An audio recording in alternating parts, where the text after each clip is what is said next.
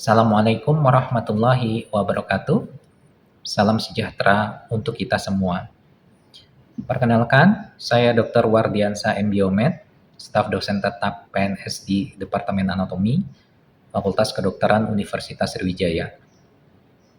Dalam video ini, saya akan menyampaikan bagian dari pelaksanaan tugas pengajaran saya sebagai bentuk kontribusi terhadap Tridharma Perguruan Tinggi, khususnya pada aspek pengajaran, dalam rangka penyusunan dokumen pernyataan diri sertifikasi dosen.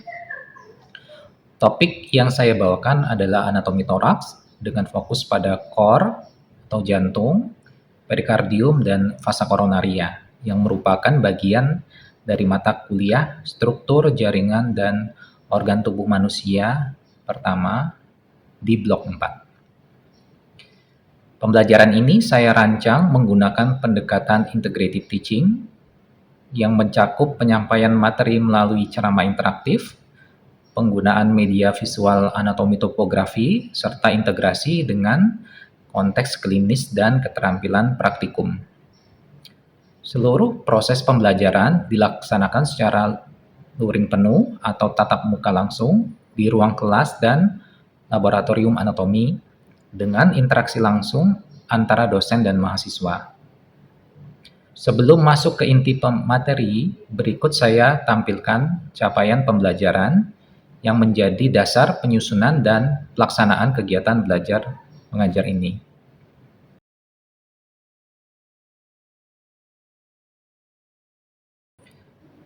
Untuk mendukung pencapaian tujuan pembelajaran, penilaian dalam kegiatan ini dilakukan secara formatif dan sumatif. Penilaian formatif mencakup penilaian afektif terhadap kehadiran dan sikap mahasiswa, serta pemahaman materi baik saat tatap muka maupun praktikum. Sedangkan penilaian sumatif terdiri dari ujian CBT atau MCQ, OSP atau Objective Structure Practical Examination, kuis, pre-post test, serta tugas praktikum. Melalui video ini, saya harap dapat memberikan gambaran utuh tentang bagaimana proses pengajaran berlangsung, mulai dari perencanaan, penyampaian, interaksi, hingga penilaian hasil belajar mahasiswa. Selamat menyaksikan. Wassalamualaikum warahmatullahi wabarakatuh. Assalamualaikum warahmatullahi wabarakatuh. Waalaikumsalam warahmatullahi wabarakatuh. Selamat pagi adik-adik semua. Hari ini kita akan berdiskusi kembali mengenai materi anatomi dengan topik toraks ya, dada, dengan penekanan pada jantung atau core, kemudian selaput pelindung jantung atau perikardium, dan vasa koronaria atau pembuluh darah koroner. Ya. Capaian pembelajaran hari ini diharapkan kalian setelah mempelajari topik ini mampu menjelaskan letak, posisi, hubungan jantung dalam rongga toraks, kemudian mampu menjelaskan struktur dan fungsi selaput pelindung jantung atau perikardium, kemudian mampu menjelaskan struktur anatomi jantung secara makroskopis, ya, dan bagian-bagiannya. Kemudian kalian diharapkan juga mampu menjelaskan pembuluh darah koroner atau vasa koronaria beserta percabangannya. Dan terakhir kalian diharapkan mampu menganalisis kasus-kasus sederhana yang berhubungan dengan anatomi jantung dan koroner. Sebelum kita masuk ya ke materi, kita akan masuk ke sesi pretest untuk menilai pemahaman kalian sebelum mendapatkan materi ini. Ya, silakan dibuka link yang terdapat pada slide di device kalian. Kemudian silakan entry nama, NIM kelas kalian, ya, dan silakan dimulai pengerjaannya. Baik, waktunya sudah selesai.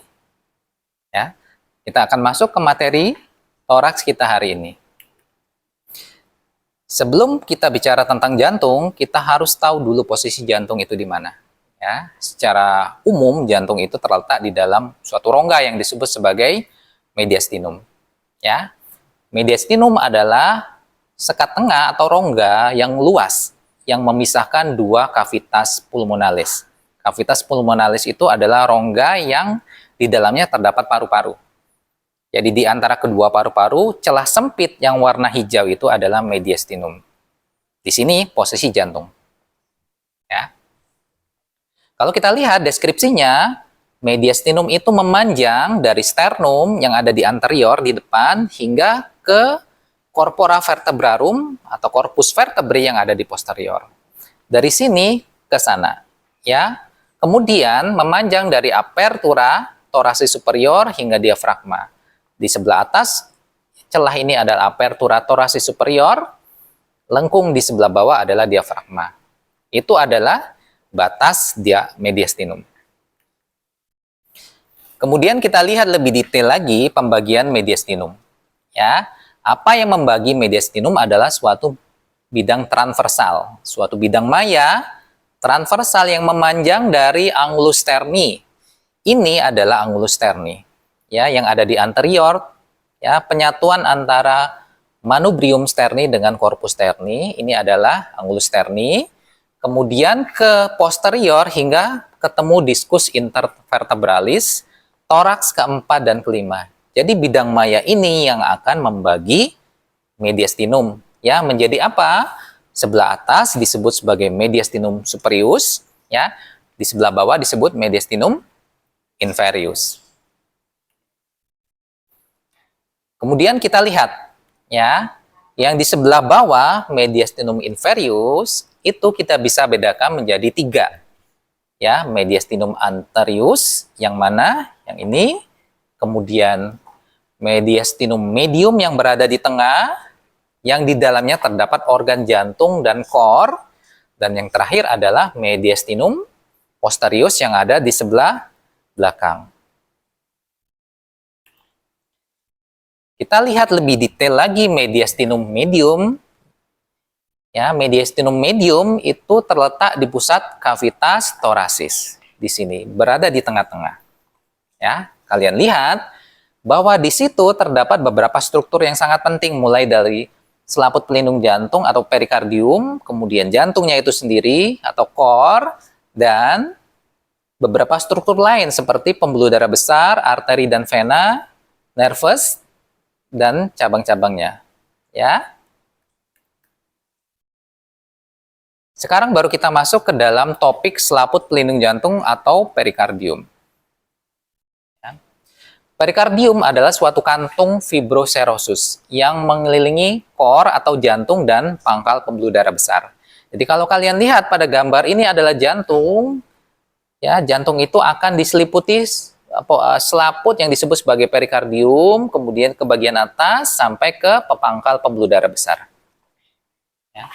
Secara umum bisa kita bedakan menjadi 2 perikardium. Yang pertama adalah perikardium fibrosum, yang kedua adalah perikardium serosum. Perikardium fibrosum itu merupakan lapisan luar yang sangat kuat, jaringan ikatnya sangat kuat yang berwarna putih. Kemudian, perikardium serosum merupakan lapisan yang lebih tipis, yang berada di sebelah dalamnya dari perikardium, ya, fibrosum. Kalau kalian perhatikan pada gambar, perikardium serosum itu ada 2 lapisan. 1 lamina parietalis, 2 lamina visceralis. Parietalis, kalau kalian perhatikan, itu melekat pada permukaan interior dari perikardium fibrosum, sedangkan yang melekat pada permukaan jantung secara langsung itu kita sebut sebagai lamina visceralis atau epikardium. Ya. Nah, kemudian kita lihat lebih detail lagi mengenai perikardium fibrosum yang sifatnya sangat kuat. Ya. Kalau kita lihat pada gambar bentuknya itu seperti kerucut. Ya, yang warnanya putih bentuknya seperti kerucut, tentu dengan dasar dan puncak. Dengan melihat gambar kita bisa melihat, ya, bahwa dasarnya itu melekat pada suatu struktur yang disebut sebagai tendo centralis diafragma. Bagian tengah dari diafragma ini disebut sebagai tendo centralis diafragma. Kemudian kita lihat puncaknya itu akan berlanjut dengan tunica adventitia pembuluh darah besar, lapisan pembungkus pembuluh darah. Ya. Kemudian kita lihat, ya, fungsinya secara umum untuk apa perikardium fibrosum ini. yaitu untuk menjaga posisi jantung atau core tetap dalam kavitas torasis, terfiksasi di dalam rongga toraks. Ya, dengan sedikit gerakan, ya, maka jantung akan tetap terfiksasi, tidak ikut bergerak. Fungsi yang kedua adalah membatasi distensi jantung yang berlebihan. Ketika jantung kontraksi dan relaksasi, ya, perikardium ini akan membatasi distensi yang berlebihan dari jantung.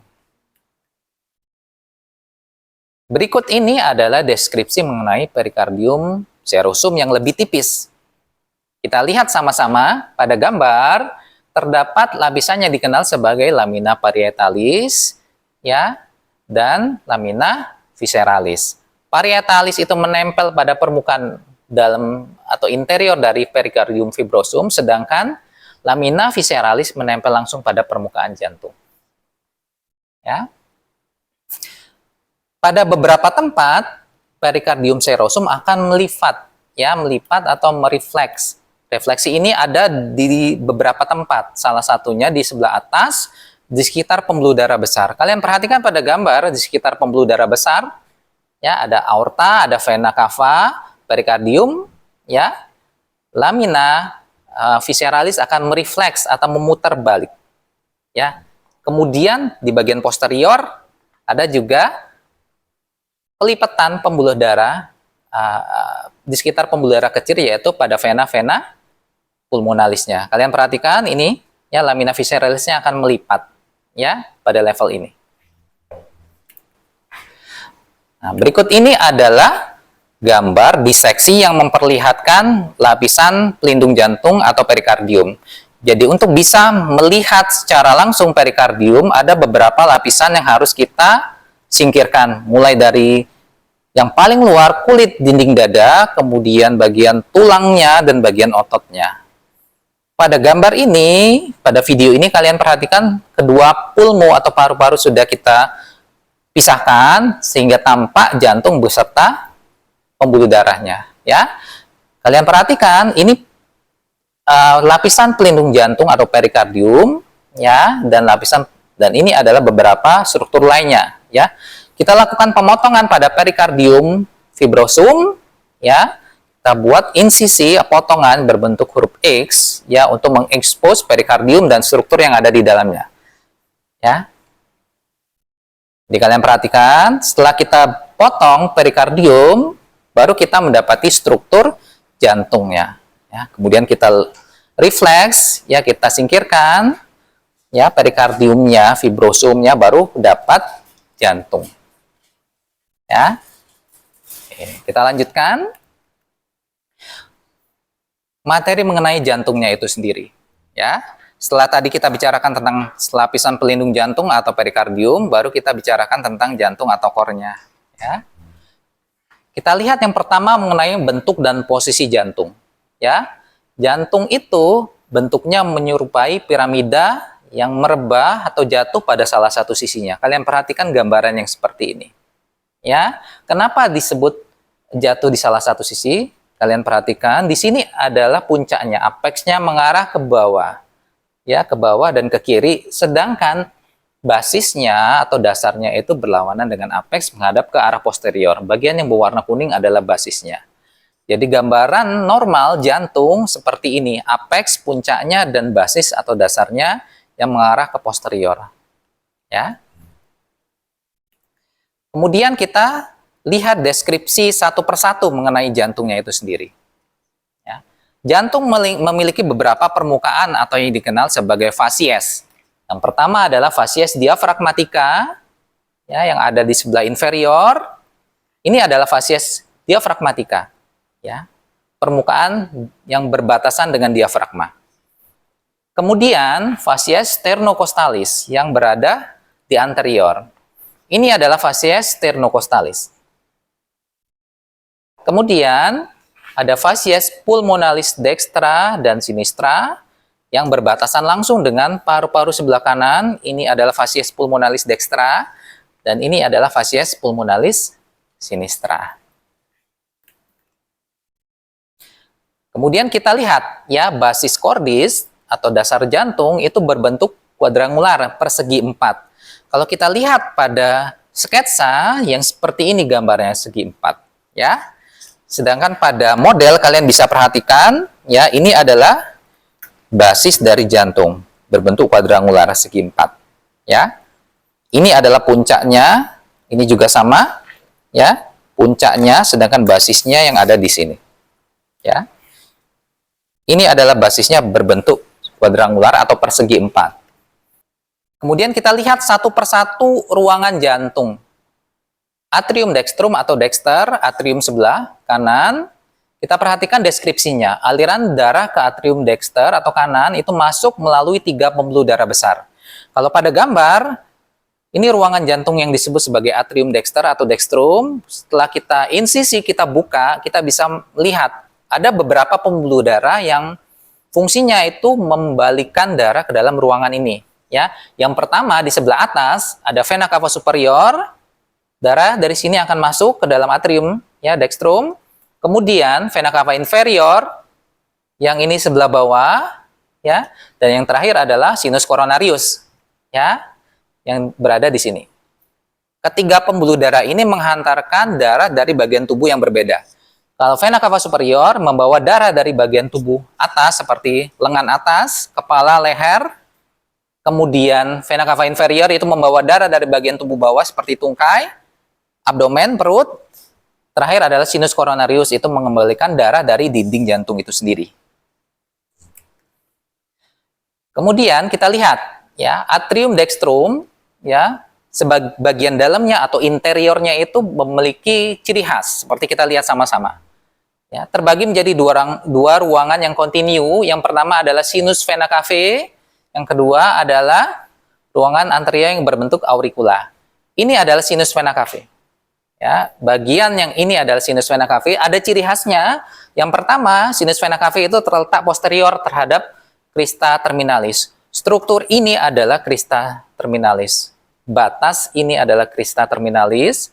Di sebelah posterior dari crista terminalis itu area yang disebut sebagai sinus vena cavae. Ciri khasnya adalah dindingnya itu memiliki interior yang tipis dan mulus.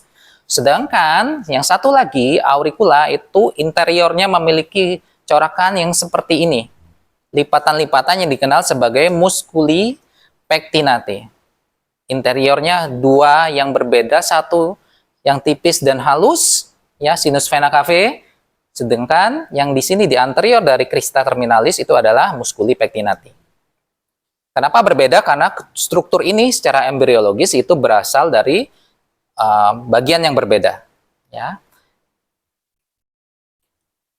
Kemudian ventricle dexter. Kita lihat ventricle dexter, bagian-bagian penting dari ventricle dexter. Yang pertama adalah conus arteriosus. Ya, yang kedua adalah trabeculocarne. Ya.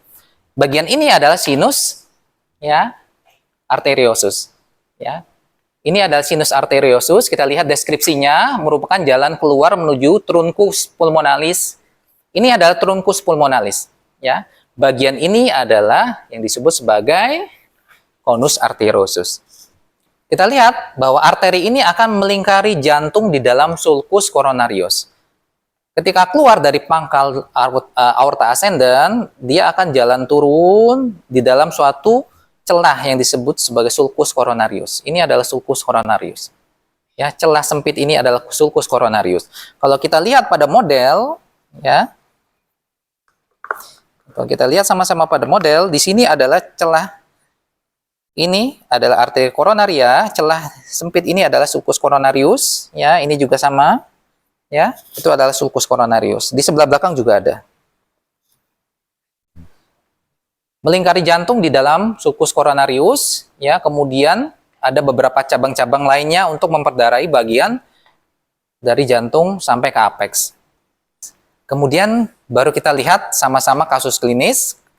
Ya, setelah kalian mempelajari beberapa teori mengenai jantung dan lapisan-lapisan pelindungnya, kemudian kita akan terapkan pada kasus nyata yang ada di masyarakat.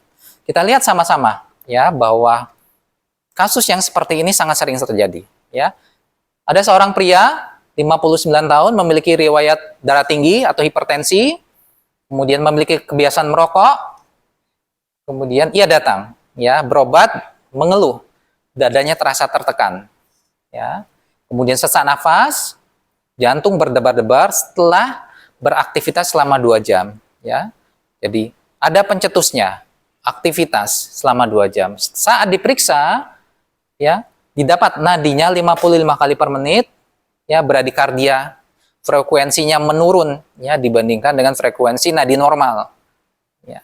55 kali per menit, kemudian diperiksa paru-parunya dengan menggunakan stetoskop, tidak terdengar suara abnormal, bersih saat dilakukan auskultasi. Kemudian saat dilakukan pemeriksaan rekam jantung atau elektrokardiografi, tampak bahwa terdapat bradikardia, penurunan frekuensi jantung, kemudian tampak beberapa penemuan abnormal lainnya. Misalnya, terdapat blok jantung derajat pertama, PR interval memanjang, kemudian ada elevasi ST, kemudian khususnya pada LED, ya, 51 dan 52. Ya, kita akan mendiskusikan kira-kira struktur anatomi yang paling mungkin terdampak apa dan kira-kira diagnosis yang paling mungkin apa.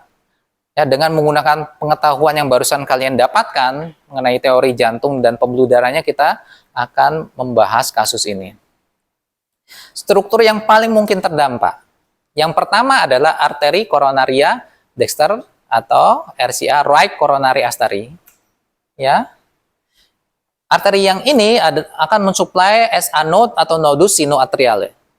Kemudian avenos atau nodus atrioventricularis, serta sebagian besar ventrikel kanan dan inferior ventrikel kiri. Itu yang pertama. Kemungkinan terkena adalah RCA sebelah kanan, dan yang kedua adalah left anterior descendant. Ini adalah left anterior descendant, ini adalah yang sebelah kanan. Kedua-duanya mungkin kena. Kenapa bisa seperti itu? Berdasarkan keluhan dan berdasarkan hasil pemeriksaan ECG. Ya, kita lihat pembahasannya sama-sama. Yang pertama, ya, dengan keluhan nyeri dada yang khas, iskemia pada jantung itu sangat khas nyerinya, bersifat menekan dan menjalar. Penjalarannya bisa ke arah koli leher atau ke lengan, ekstremitas superior, ya, atau bahkan ke rahang, ya, ke regio mandibula. Itu ciri khas yang pertama. Kemungkinan jantung mengalami gangguan.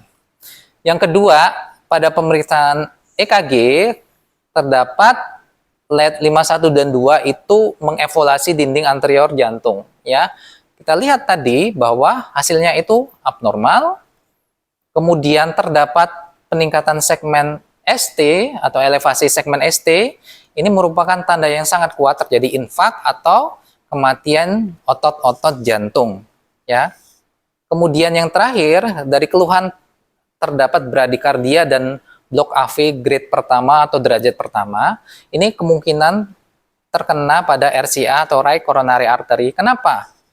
Karena bradikardi, ya, penurunan frekuensi dan ada blok AV itu menunjukkan keterlibatan pacemaker-nya atau yang mempengaruhi frekuensi dan ritme jantung, yaitu AV node, SA node. SA node ini siapa yang memperdarahinya adalah cabang-cabang dari right coronary artery, arteri koronaria dexter. Jadi kemungkinan besar kena RCA1 dan kena LAD. Jadi ada 2 titik tempat terkena dari kasus ini. Oke. Saya rasa cukup, ya, yang kita sudah diskusikan sama-sama, mulai dari materi sampai ke aspek klinis. Sebelum kita masuk ke post-test, apakah ada yang ingin ditanyakan? Ya, silakan. Izin bertanya, Dok, perkenalkan nama saya Syarika Abdullah dari kelas BK. Ya. Kebetulan mama saya tuh ada masalah jantung, dan dia juga ada masalah asam lambung. Kira-kira ada hubungannya nggak antara asam lambung yang tinggi dengan jantung? Ya, pertanyaannya sangat baik sekali. Apakah terdapat hubungan antara asam lambung yang tinggi dengan keluhan jantung? Ya, jadi kalau kita lihat, ya, secara teoritis bahwa jantung itu adalah sistem kardiovaskuler, itu yang pertama. Sedangkan lambung itu adalah sistem digestivus. Kedua sistem itu terpisah, ya, mulai dari regulator yang mengaturnya siapa dan faktor-faktor terkaitnya. Jadi kalau kita bicarakan apakah kedua hal tersebut berkaitan, secara teoritis itu tidak berkaitan. Tetapi keluhannya mirip. Orang dengan penyakit lambung atau gastritis kronis atau sakit MA itu memiliki keluhan yang terkadang overlap, mirip-mirip dengan keluhan jantung, yaitu nyeri. Nyerinya biasanya di area epigastrikum, ulu hati, dan bisa naik ke tengah dada. Kenapa? Orang-orang dengan gastritis kronis itu bisa mengalami keluhan nyeri di tengah dada karena asam lambung yang naik, yang dikenal sebagai reflux esophagitis. Nyerinya di tengah dada, dan itu menyerupai keluhan nyeri dada akibat jantung. Oleh karena itu kita perlu melakukan pemeriksaan untuk memastikan apakah keluhan tersebut terkait jantung atau tidak dengan pemeriksaan ECG atau elektrokardiografi. Akan kelihatan bahwa kondisi jantung, fisiologi jantung itu terlihat dengan jelas. Ya, ada lagi yang ingin ditanyakan? Oke, ya, ya silakan. Kita membahas tentang perikardium ya, salah satunya itu buat melindungi distensi jantung kalau misalnya dikontraksi berlebihan. Dan Ya. dalam satu kasus jantungnya itu berubah ukuran bisa membesar. Apakah perikardium itu punya peran untuk melindungi atau hanya jantung itu hanya dilindungi sama si ototnya biar ukuran itu Ya, oke, baik, pertanyaan sangat bagus bahwa pada kondisi-kondisi tertentu ukuran jantung itu melebar. Misalnya pada penyakit hipertensi kronis, ukuran otot jantung itu akan melebar, ya. Seperti ini. Pada kondisi-kondisi seperti hipertensi kronis, kalau kita lihat jantungnya itu sangat tebal ventricle, ya. Ya. Kemudian pertanyaannya, apakah fungsi dari perikardium bisa sampai melindungi, ya, jangan sampai distensinya itu bersifat sangat fatal terhadap pasien, ya. Pada perikardium, seperti sudah kita bicarakan di awal, tadi perikardium ada dua, fibrosum dan serosum. Nah, fungsi yang paling kuat terkait dengan kasus pelebaran jantung atau kardiomegali adalah perikardium fibrosum. Jadi kalau ditanyakan apakah perikardium fibrosum itu juga berfungsi melindungi terhadap kondisi tersebut, jawabannya iya. Ya, jadi itu salah satu fungsinya, ya. Jadi perikardium fibrosum melindungi jantung supaya kondisinya tidak bertambah fatal dengan membatasi distensi jantung. Oke. Cukup? Cukup. Baik, ya. Kalau cukup, kita akan lanjutkan ke sesi terakhir dengan post test. Silakan dibuka gadget kalian, ya. Kemudian di entry linknya, silakan di entry nama NIM kalian dan silakan dikerjakan. Setelah selesai pemaparan, dilanjutkan dengan sesi diskusi dan post test. Ya, besar harapan saya bahwa capaian pembelajaran hari ini bisa kalian terima dengan baik dan bisa menjadi bekal kalian nanti untuk terjun ke dalam masyarakat langsung. Ya. Baiklah, akan saya tutup kuliah hari ini dengan wabillahi taufik wal hidayah. Wassalamualaikum warahmatullahi wabarakatuh. Waalaikumsalam warahmatullahi wabarakatuh. Terima kasih ya, Dek, ya. Capek nggak? Capek ya? Makan dulu, makan dulu.